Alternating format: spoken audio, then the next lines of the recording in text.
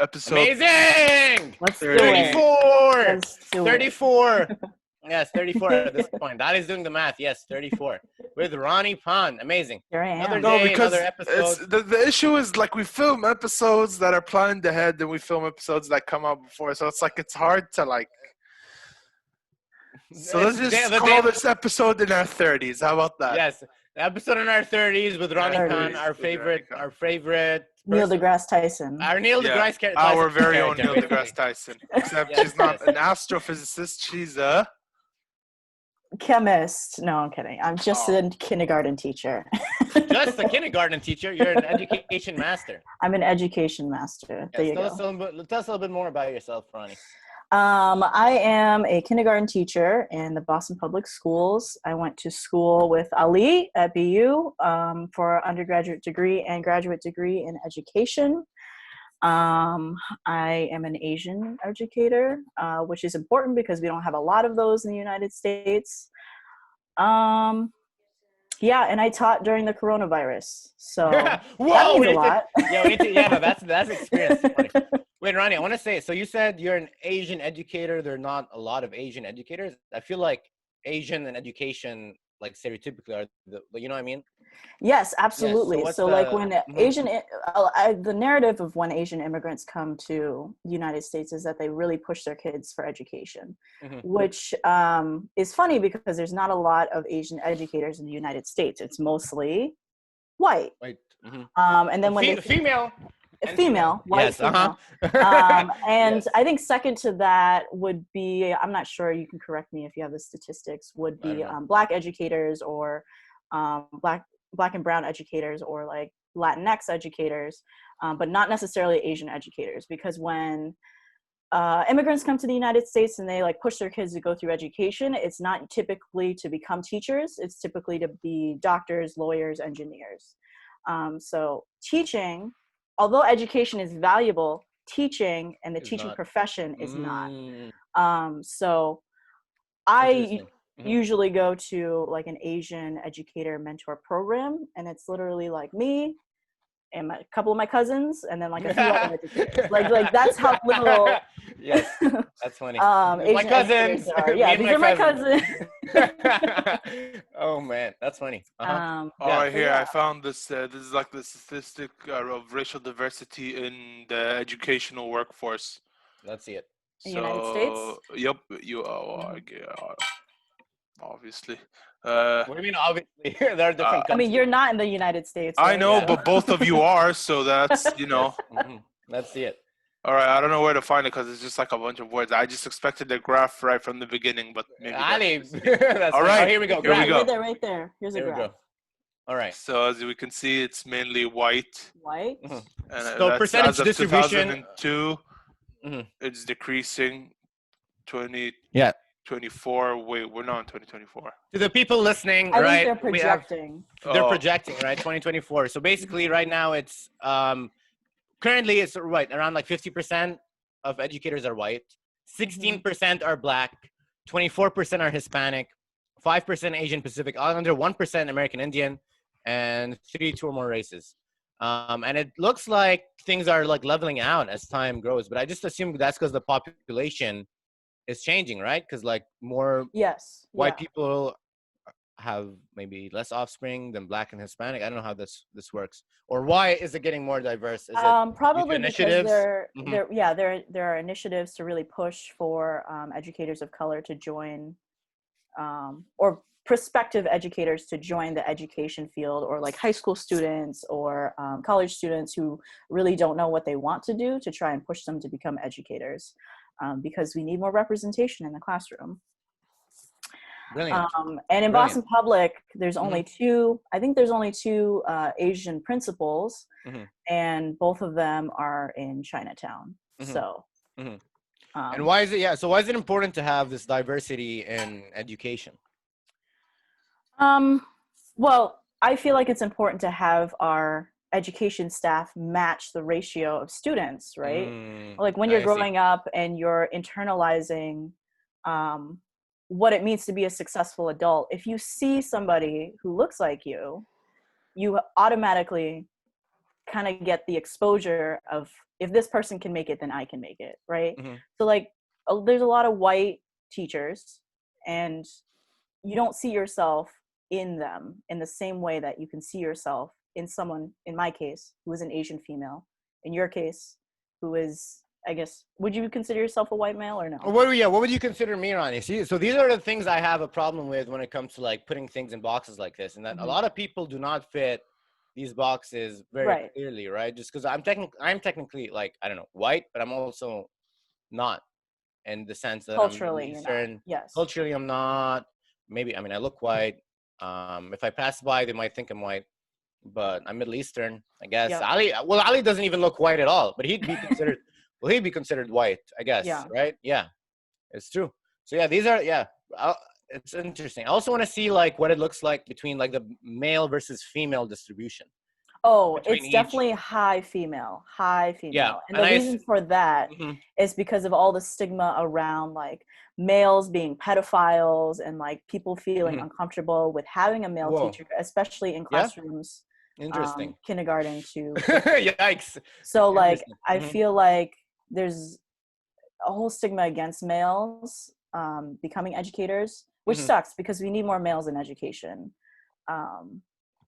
Yes, Ali, would you like unshare the share?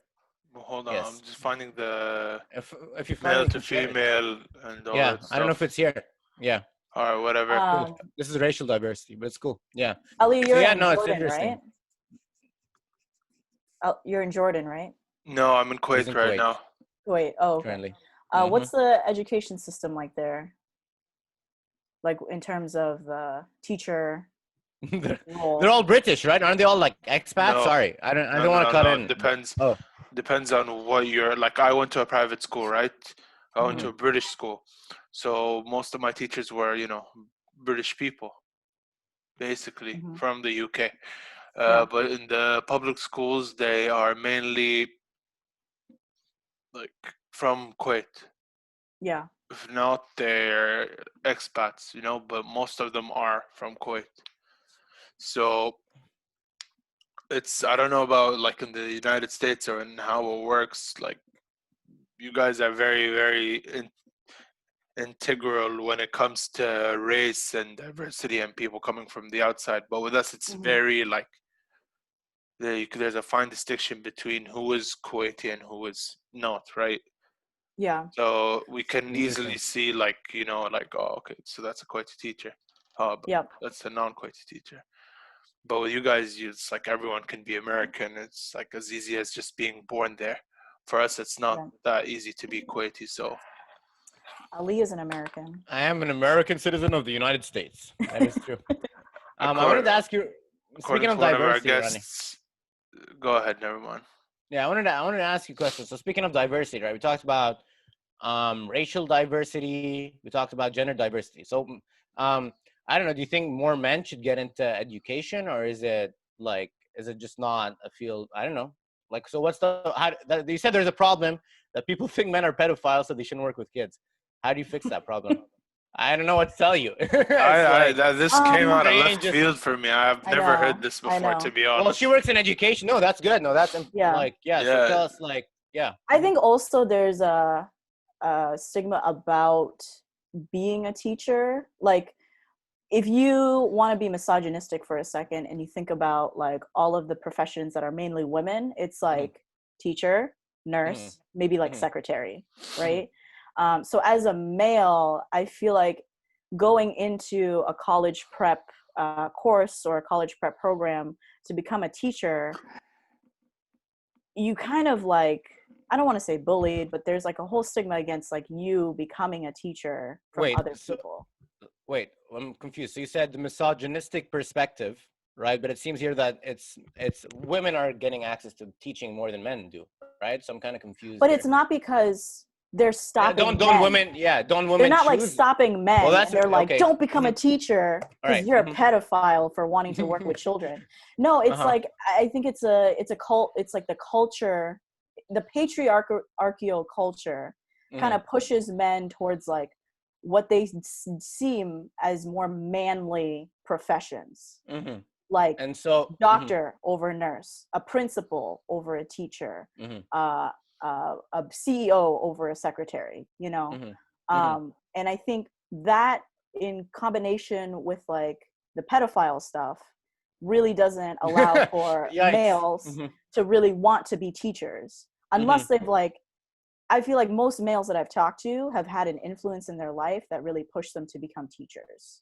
I see. And I don't think a lot of males really have that influence because they're being pressured by society to like take upon different jobs. But we need male teachers in the classroom. That's interesting. Yeah, why do you think we need more male teachers?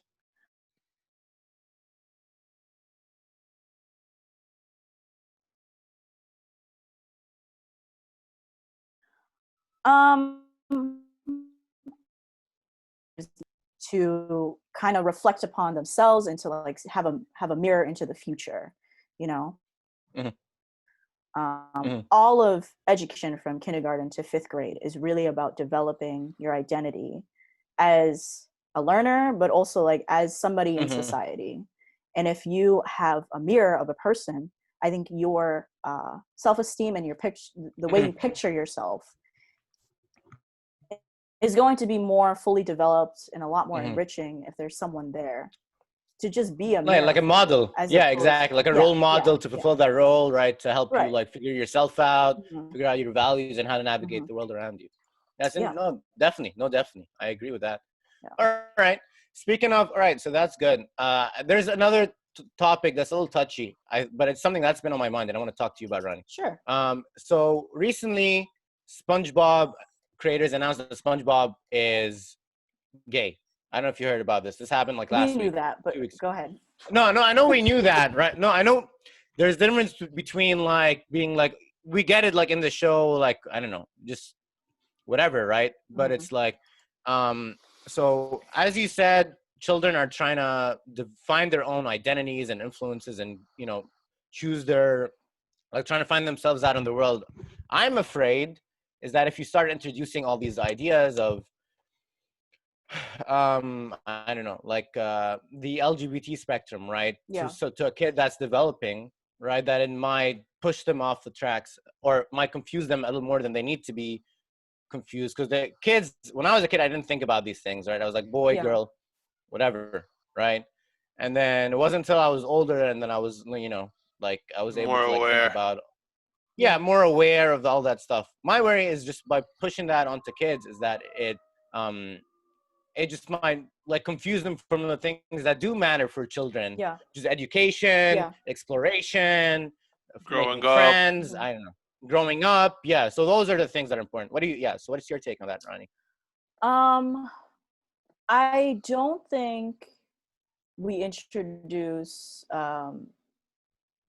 the QIA plus community as like a point of confusion. I think we're introducing it to kids because there are members of the LGBTQIA plus community in their classrooms, right? And the point of teaching kids about it is not to be like, maybe you could be this, maybe you could be that. It's more so to feel comfortable when someone is coming out as lesbian, as gay, as bisexual, transgendered, non-binary, whatever the terms are, right? It's so that kids are exposed and that they understand and that they know that even if people are different from you, there's no reason to see them as any less than you. That's like the point of the education about it.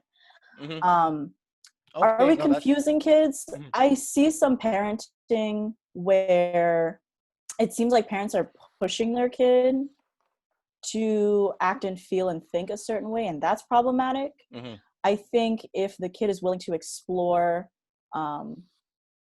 things that are not tied to their gender, I think you should be open to it and be fine about it. I don't think it's confusing for a boy to play with dolls, you know? Sure. Okay. But if parents are forcing things upon kids, that's a whole different situation. But as you said, that's like bad parenting. It's not the kid's fault. Okay, here I'm gonna jump in now. Okay, go for it, Ali. The world has finally. The conservatives come together. He's awake. I'm now awake. All right. do we have to teach them that just because people are different, it doesn't mean they're bad? Wait, let me rephrase that.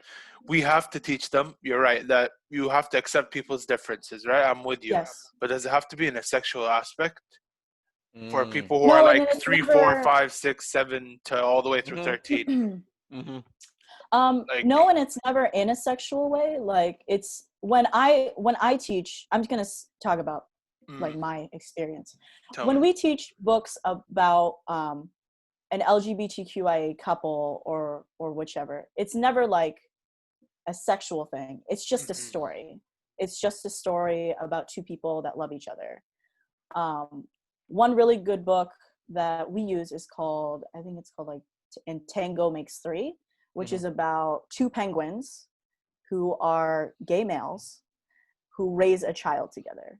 Mhm. And like that's a really cute story that Mhm. we just talk to kids about. It's never like, do you think that two male penguins is okay? Like we never ask that. We just Mhm. like, oh, what happened in the story? What do you think about the Mm. story? Normalizing it. Mhm. Normalizing it. Yeah. Mhm. Okay, that's true, but I'm pretty sure you can agree with me here. The mind of a child is not the same as an adult. As an adult, like me, you, and even Ali, we can choose to take what we want from a sentence, right? But a Mm-hmm. child actually thinks of every single word you say, right? Mm-hmm. So you tell a child, "Oh, look, they're gay penguins." He goes, "Okay, so gay penguin both love each other and have kids, right? Cool." Yeah. They will think of the word gay. So what is the word gay? Okay, that means you are sexually attracted to male. Oh, sexual at a very young Well, I don't age, think it's sexual. Yeah, I don't right? think. Sorry, I don't think sexual is the. No, now I'm kind of like understanding where Rani's coming from. It's like Yeah, about love, because we true, hear stories about love as kids between all the different genders, right? Spider-Man Right. And has it's fair. not famous kissing scene. sexual to Mm-hmm. see two like a heterosexual couple Mm. Mm-hmm. No, together. It's never Two a sexual penguins. it's thing true. when you Mm-hmm. hear a story about it. Yep, Yeah. but unfortunately, like the whole LGBTQ plus thing is still new, relatively new to the world, right? Yes, absolutely. So I think we're in these aspects specifically, not in other aspects. I think we're pushing it and forcing it on Oof. all the communities way too fast. Mm. It's hard for a That's fair. community Mm-hmm. to change just like that. Uh-huh. Now Yes. it's normal. Yeah. Now Yeah. you can have it, right? Now you can Right. accept. No, that's not how it works. And I Mm-hmm. can say Yes. this like I'm sometimes brutally honest, right? So if Hmm. if I come across as like a bit rude, I apologize. But Oh, it's okay. No, it's good. uh, We're Go for talking it. here. it's Mm-hmm. Speak your truth. forcing it in, like we talked a lot about this in the previous episodes, how they're starting to change lores and old stories of certain stuff by like removing a Mhm. main character or removing a main aspect of something and just saying, oh, that's black, that's gay, Mm-hmm. that's this, Mm-hmm. that's that. But it Mm-hmm. wasn't. So now Mm-hmm. we're Hmm. doing it the same to like children. Instead of just teaching them, it's a simple sentence: just because Mm-hmm. someone's different doesn't make him bad, right? Mm-hmm. Right. Now we're And making that's it what we more I teach. complicated. think Yeah, I know. I'm But not yeah. saying I you're not, get. but Uh-huh. now we're making it like more complicated. We're saying, oh, Hmm. look, these are two lesbian, Mm-hmm. parents. These are I two. get. We can just say they're parents. They're parents, right? In the end, Yes. they're Yes. And parents. that's what we're trying to push is that the narrative of what is a family, of what Mm, makes parents, of just a character in a book. We're trying to normalize it. yeah. But it's not like we're going hot into the classroom like, okay, kids, like when a male Half and and a half. male love each other, it's Yeah. gay. When a female and a female love each other, it's a lesbian couple. Like we're not going into the No, but that's classroom right. like Mm-hmm. No, defining yeah, these That's okay. smart. terms That's No, also fair fair. because enough. Cool. we're not parents. At the end of the day, teachers are Mm-hmm. not parents. And Mm-hmm. that to some degree, teaching about LGBTQIA plus like community is not our jurisdiction. Mm-hmm. We can Yes. do it up to a point, but Mm-hmm. after that, like everything is either up to sex ed or Mm-hmm. parents All and right. Mm-hmm. family. Fair. Fair. And Amazing. No, that's that's fair. actually Maybe. the same way that we have been approaching the Black Lives Matter Mm-hmm. Mhm. movement, Mm-hmm. is that we will tell kids what it is, like to the bone of like what it is, why people are protesting, what discrimination is, what racism is. What would Very you? bare Yeah. bones. Like, And how would you then, tell it to a kid? so actually, I think a few weeks ago, we actually sat down the kids on Zoom and had an actual conversation, and we like made a guide to kind of facilitate the conversation about the current protests going on. And we said, you know, like Black Lives Matter was created by 3 women because there was a person who was unjustly punished by the police. We didn't even say like killed, because that's not our jurisdiction. Again, like that's for parents to tell their kids because they're 5 and 6. You know, there's a line to cross when kids are, you know, of a certain age. And so we just said the protests are happening because this unjust punishment keeps happening to Black and brown people. And when police are making assumptions about Black and brown people, that's racism. And the reason people are protesting is because they're angry that the police are racist and are making racist decisions when they are policing our community. And that's not their job. It's not their job to punish. And so, you know, we went through a conversation about that. We tied the conversation to a book. We read Let the Children March, which is about children who came together to protest on behalf of their parents. And they actually were the forefront of this particular protest. They got arrested, like children got arrested. They were the ones getting hosed down. They were the ones getting bitten by police dogs and all of this. And just to say that even though that they're kids, they have a responsibility of making people feel like they belong. And that a simple act of making people feel people feel included on the playground, in the classroom, in their community is a part of their role and their purpose in life. So we made it very simple. We made it connected to them. We made it in a way that they can take action themselves without having to bring in the details of a police brutality, the details of like how George Floyd died, how Elijah McCain died, you know, without those gruesome details, because although they are true and although they are important, that is not our job as a teacher. They are still kids. And there were actually some kids who already knew like that these people died, and they died because the police shot them, choked them, you know, unjustly, but that's because the parents told them. And we also like put out this resource to parents to say like, this is our conversation with them, and you can take this and run however way you want because it's your kid, you know. So amazing. All right, my one worry with something like that is that if I were in a classroom, right, with a bunch of my peers, in between, if I'm a kid, all right, I guess I'll say from my experience, right, I came from Lebanon, not really like, we don't have that much like diversity back in Lebanon, and you know, we see like a lot of Black people, at least in the media, right, the stereotypes of the media, whatever. Right. But when I came to the States, I really didn't like, I felt like my Black peers like just my peer, and like my white peer is just my peer, right? I didn't really try to, it's not saying that I don't see color, right, but just that I really try to treat them because the same way.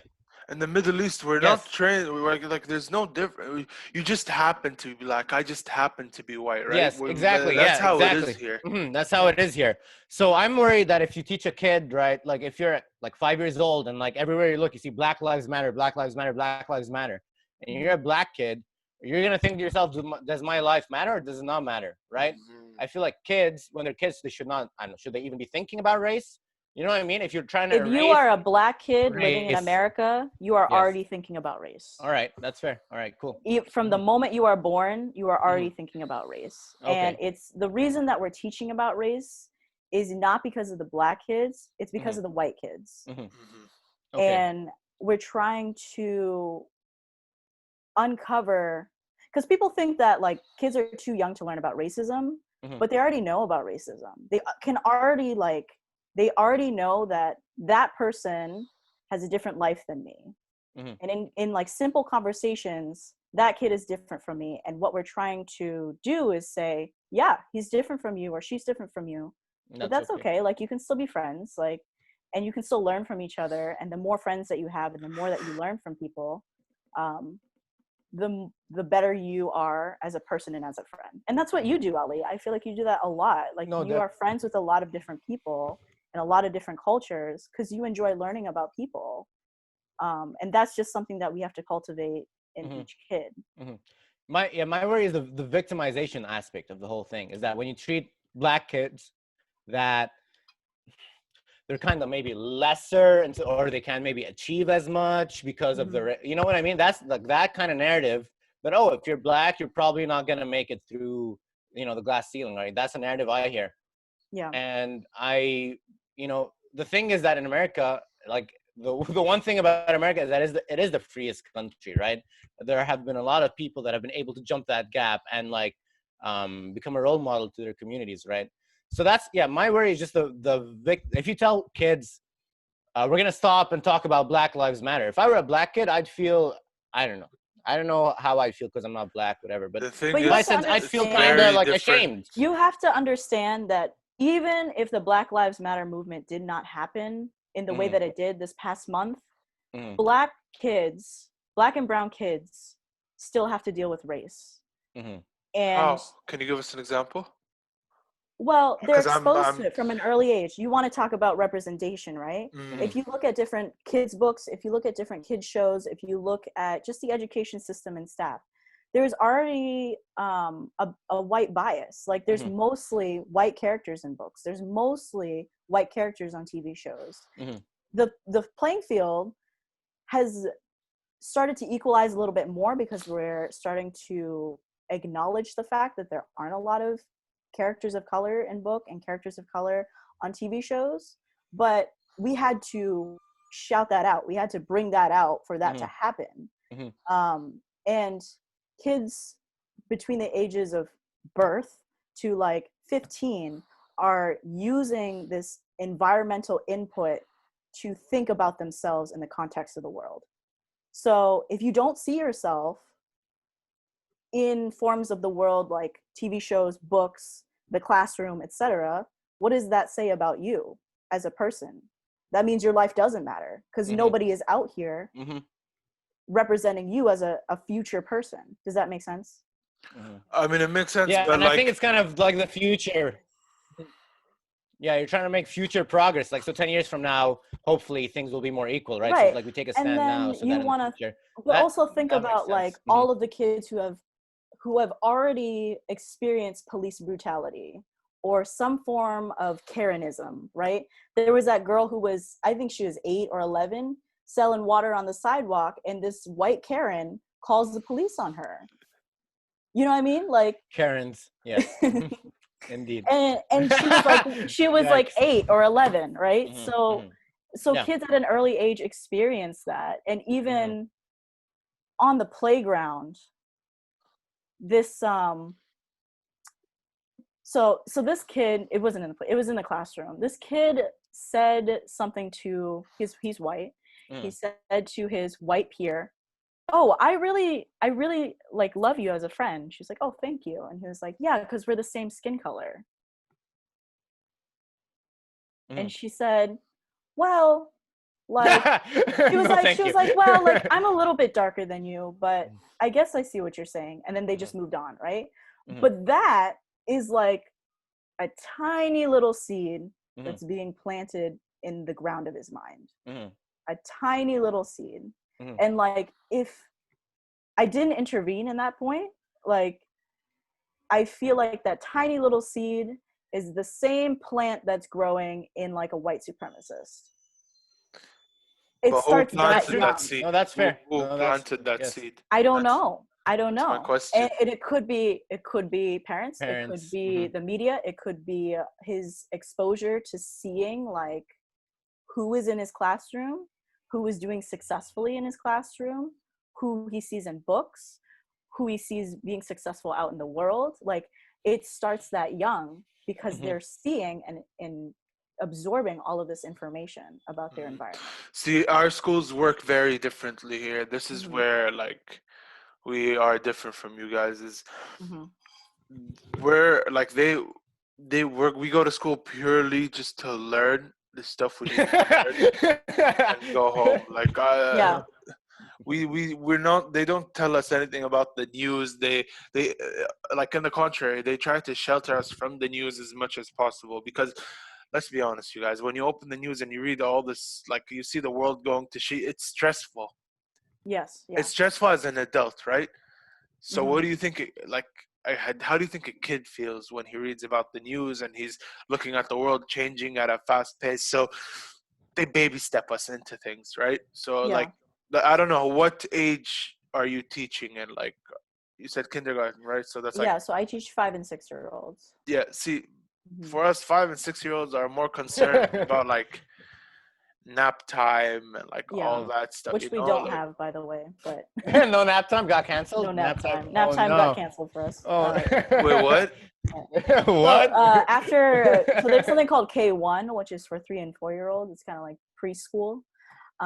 But after that grade, they don't nap in kindergarten. I mean, for me, nap time was mainly Arabic class all the way through high school. So it still There you go. That's existed funny. with me. So like, Yeah. but like, yeah, no, but for real, like they're not talked about because these things are more raising and less education, right? You raise your kids not to be racist. You raise your Hmm. kids to care about others.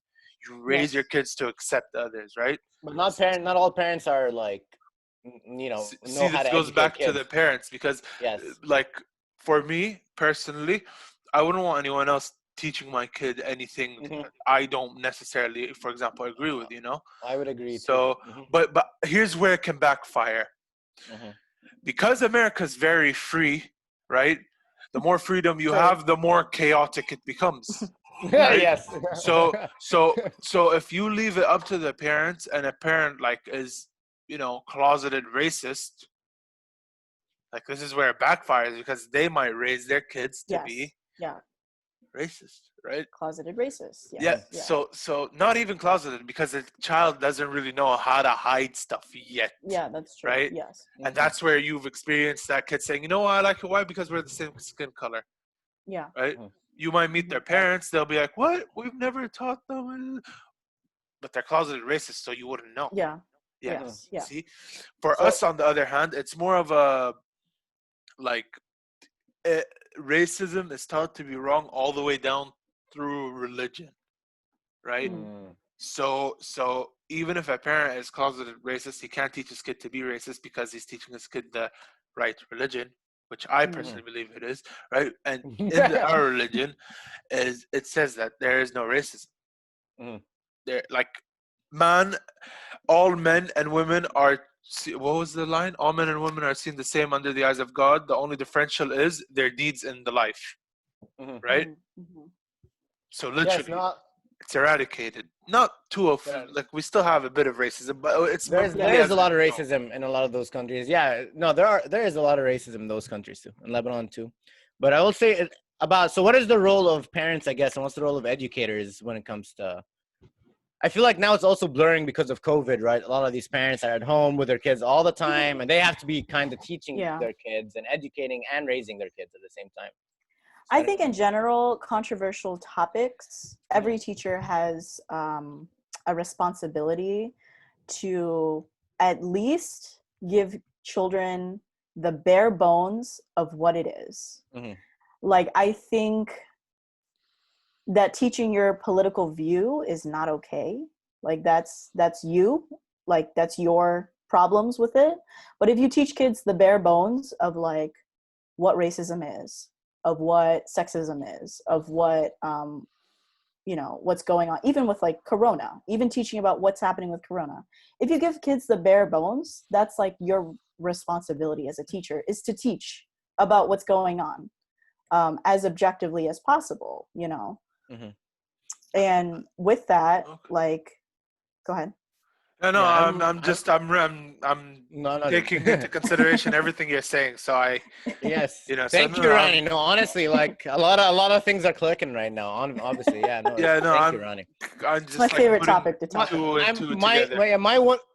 my one worry with coronavirus is not the kids are gonna become like if kids stay inside for way too long, they're just gonna grow up being sociopaths and not knowing how to connect with other kids. That's No, but honestly very my seriously. concern too. No, it's my No, concern too. yes, Is like because how it's this developmental coronavirus stages. Yeah. is going to affect them later on in life. And I was thinking like they'd be a lot more antisocial, a lot more introvert. Which we don't need So already because sorry, right, things are already going that way already, right? So yeah. how do we like how do we go against that? I don't know. I don't know. You're I the really educator. don't know. I really don't know. And especially with like this coronavirus still happening, and us doing a roller coaster, like I don't know. I don't United know. States up and down and up. I don't know how you can and up. teach kids how That's to funny. be friends with people on Zoom because that's You guys have impossible. FaceTime, right? Yeah. So I've been Zooming with my kids. I teach ever since, what was our date? Our date was March 17th. So ever since March 17th, I've been teaching online. I've been teaching kindergarten online. And what that looks like is we put out a plan for parents to kind of do alongside their kids because they can't really read yet. So like each day we have them like write a little bit, do a little bit of like online games, do a little bit of math, do a little bit of like letters and words, right? Some of it the parent teaches or the family teaches, some of it the computer teaches, and some of it I teach on Zoom, just like how we're on Zoom right now. And that's been my life for the past what day? June. Yeah, so what day is ever it? since June? March. 3 months. Yeah, That's been 3 months of teaching like that. So yeah, when you're 5 and 6, 3 months is a very long time, right? very long Yes. time. Very long time. And then summer is here. I am teaching summer school, and so it's probably going to be the same format. And then fall. So I was talking to Ali about the Massachusetts reopening guidelines because they came out to a press briefing yesterday to release some of the possibilities of how school might look like in the fall. So there's 3 models. The first one is 100% in person. So like school run normally. No, like the only difference would be we have to space our desks, which is impossible. Space the kids, which is impossible, and make them wear masks and wash their hands as often as their skin will let them. Yeah, but the Karens don't want to enforce the whole mask law. Did you see that? Yeah. Yes. Did you guys Or see they that? do, Yes. or they don't, or No, they do. they don't. Like, Hold on, I'll be back. That's funny. I'll be back. gonna find it. Yeah. He's gonna find it. Yes, that's funny.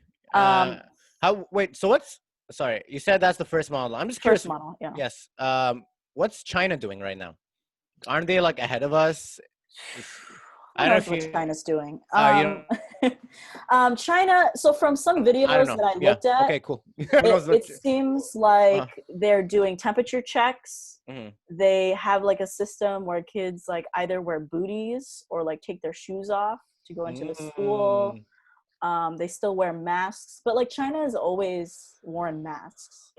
Like that's just been in their culture. And spacing. Did you find the video? No. I just had to go AFK because my mom came in the room. Oh, okay. Yeah, that's why. So we're talking about education. Oh no. I know, right?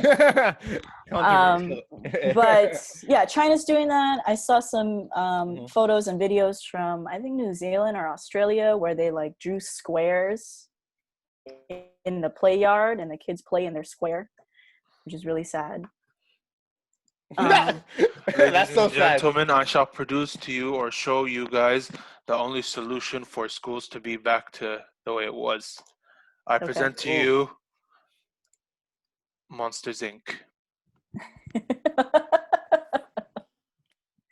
Just hazmat suit them. Hazmat suit everyone. Everyone. If we can find money to get this many hazmat suits. There, a perfect model, perfect representation of here. I'm gonna move you guys right here. There we go. All right. So this is a perfect model of what kids should wear. Mm-hmm. right? See, Mhm. we can teach kids about being different. So you have this and you have like this, Ah, I see. you know? Ah, Even Yep. different. though Yes. even though it might instigate a whole racism towards three eyes versus one, right? Right, you people? Maybe. Am I right? Mhm. Yes. But no, they're like seriously, if you can just hazmat suit like every single person, make them wear Every single masks. kid. Yeah. Every That's not single one of the options, right? That's not one of the plans. No, but The you first should plan, suggest it to them. back to normal. Suggest to them. The second I plan. literally came up with it Oh, on the spot. I don't know how your politicians think. I'm sorry. you know how our politicians think. Honestly, I Oh. don't. I don't even think Yes. They they are don't. thinking. The Well, trick see, there we go. the trick question is they don't. Yeah. So the second model is a hybrid. So we would do some school in person and some school not in Mhm. person. The other model within this model is like we have 10 kids who come one week and 10 kids who come the second week. So there's like a group A and a group B, and they change every other week. I see. Mm. Then the last model is going back to 100% Zoom instruction or remote learning. Like, I please am God, very no. concerned.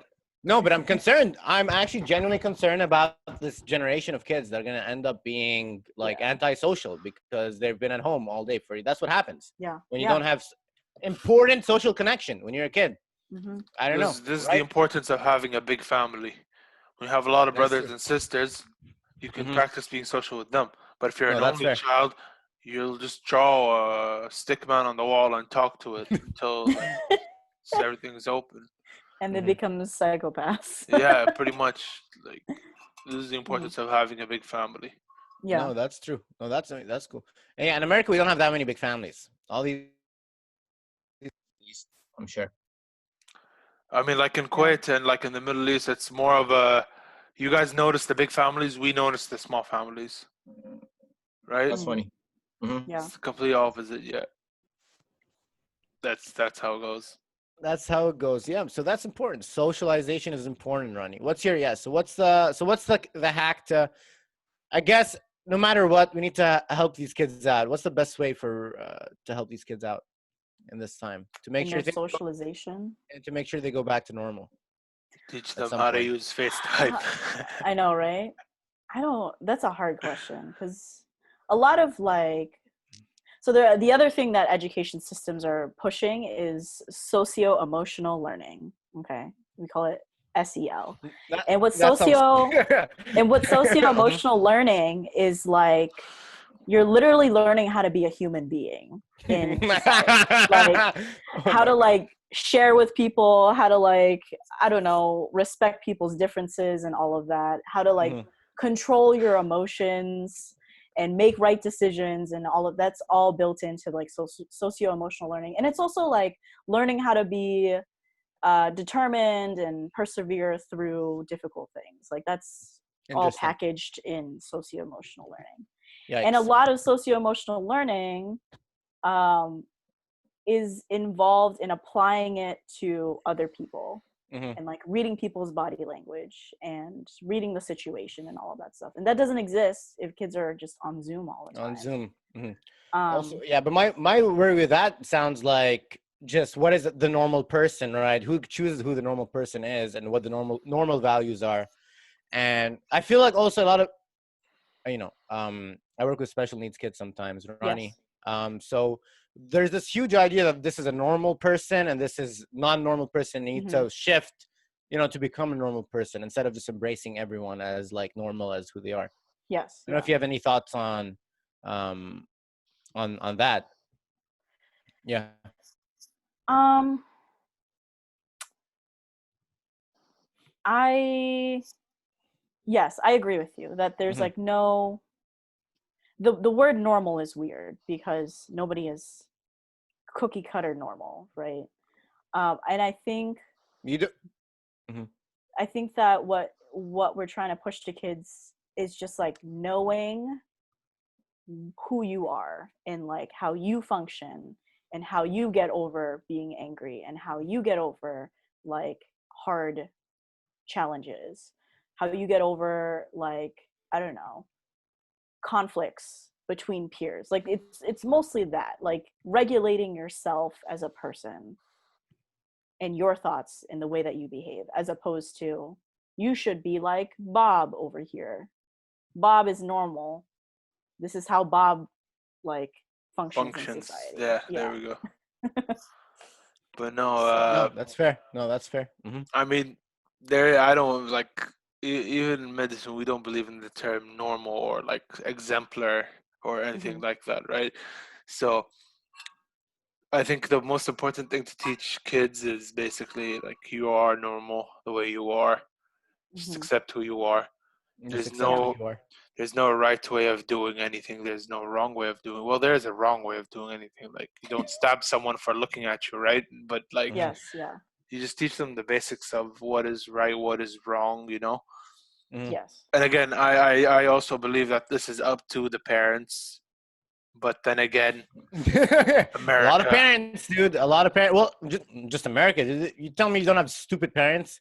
You don't have to be like educated to like have like kids. You don't need to like pass an exam to have kids, right? You just need to, you know, bang to have get a kid. kids. I don't know. Yeah, exactly. You just need to do that. I don't know what to tell you. It's just dude, what the hell? but it's the truth, right? You don't need to. Yeah, no, it is true. Yeah, exactly. So like, what makes you think parents, for some reason, just by becoming a parent, are somehow wiser or, you know what I mean, smarter? There are a lot of. Being a parent grounds you. Like your whole life, your whole way of thinking, everything about you changes as soon as you have your first child. Interesting. I've seen this happen with my cousins so much. My cousins are the most retarded people. Oh no, I can't use that word. I forgot. Sorry, we use it here a lot. Okay, sorry. They're the most stupid. Is that okay to say? Yes, that's stupid is fine. Don't say the other one. I'm sorry about using that word. Okay. Because we use this, it's normal here. We can say this here. I don't know. That's good. You apologize. That's good. You apologize. Okay. Yes. Glad that excuse you my recognize language. it. Yes, right? Okay. They are very like they do the dumbest shit all the damn time. Right? They are the most like I can't find a different word to describe it. Like that was a perfect word for. Okay, just say stupid. Just say okay, stupid. fair enough. They were stupid. All right. As soon as they got married and they had their first child, they changed. They 180. Eddie, they grew up. They grew up in 9 months. Like who does that? And that's what you hope to happen for parents, right? But it doesn't always happen like that. Oh my God. That's true. That is true. Yeah. Sometimes they have kids and nothing changes, and that's the problem. Sometimes people have kids too in order to get through that change, and they realize kids don't change you like that. You need to change yourself, maybe. Whoa. And also, every person that changes as a parent doesn't always mean good parenting. There's a lot that goes into good parenting to produce good kids. I mean, if we could just remember that, like, well, we have to remember that having a child is a responsibility. Now, when you're given a huge responsibility like this, my theory is it forces you to act up to that responsibility, to be that level of maturity, right? Yeah. At least in our parts of the world. Yes. I mean, people are the same wherever you are. I mean, it's not like, I don't think it's a culture thing.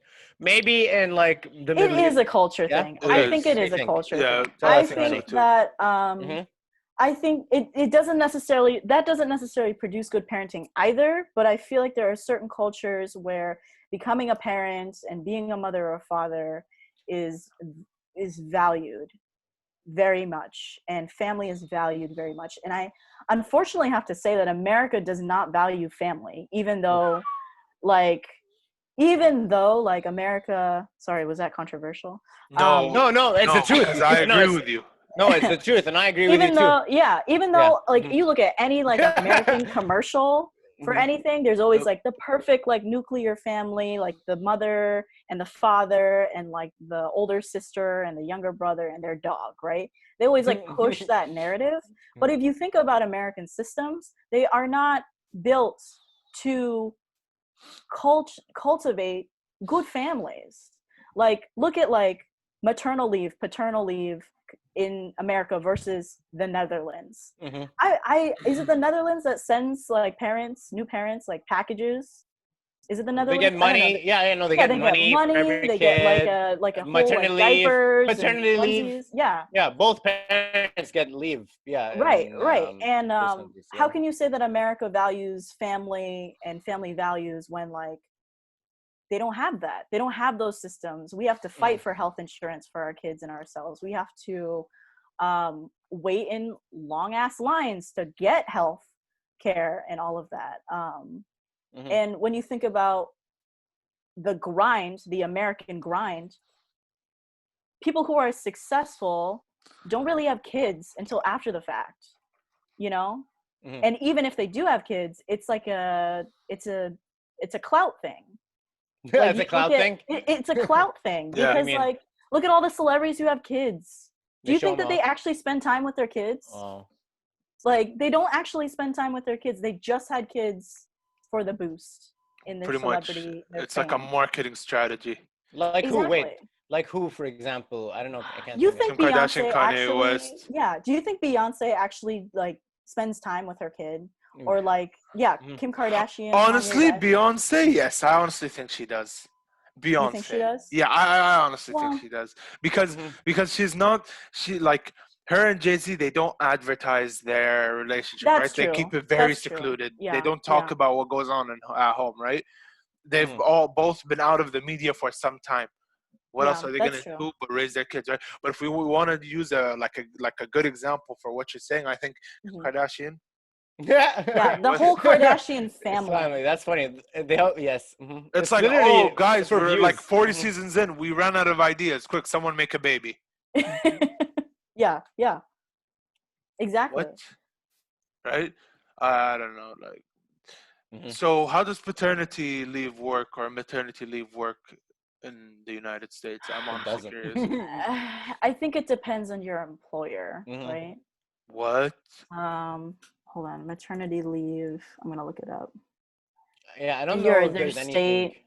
like governmental that would Okay, give you time off. Massachusetts law requires employers to provide up to 8 weeks of leave, unpaid, um, to Eight employees for the weeks? birth. Yep, Unpaid. unpaid. Um, What? gives eligible employees the right to take up to 12 weeks off of work in a 1 year period for pregnancy. Up to 12 weeks. That's Up to like 12 weeks. 3 months to raise a baby. Go for it. Go, go, go. Hurry up. Hmm. Gotta get No, back to work. that's That's what I'm disgusting. saying. That's Hmm. disgusting. Because the way Hmm. it works in Kuwait is you get up to you get like 4 or 5 months, I think, about Mhm. 3 to 4 months before you give birth, and 2 years after you give birth. Wow. Yeah, Two paid, years. That's a That is long time. amazing. That's a paid. long time. Yeah. That's a You long get all this time. opportunity to just spend time with your child, raise them, bring them up Mhm. Hmm. until they are ready to go to kindergarten or whatever, That Yeah. makes right? sense. No, that Yeah, that obviously. makes What? Yeah. sense. What else are you Yeah. gonna do with a kid? Just yeah. So I No, don't it's know. true. Like that's weird. That's Interesting. very weird. Maybe that's why you guys have big families, and Americans are like, oh, I can't only have Yeah. one Gotta kid get back to work. because it's so much. Gotta get back to work. Gotta get back to Gotta work. make That's that American dough. style. That's funny. Yeah, absolutely. Not really. They spend all that money on rent. Well, it's not they want to make that, though. They have to afford Have like to, living. yeah. Yeah. For the baby that they just Fortunately. had. Yeah. Well, I hope. How else are they gonna pay for the crib? Yeah. Get it back to work. Back to work. Oh my god. Yeah. Well, Ronnie. I will say this has been a great conversation. It's This was been a great time's up. conversation.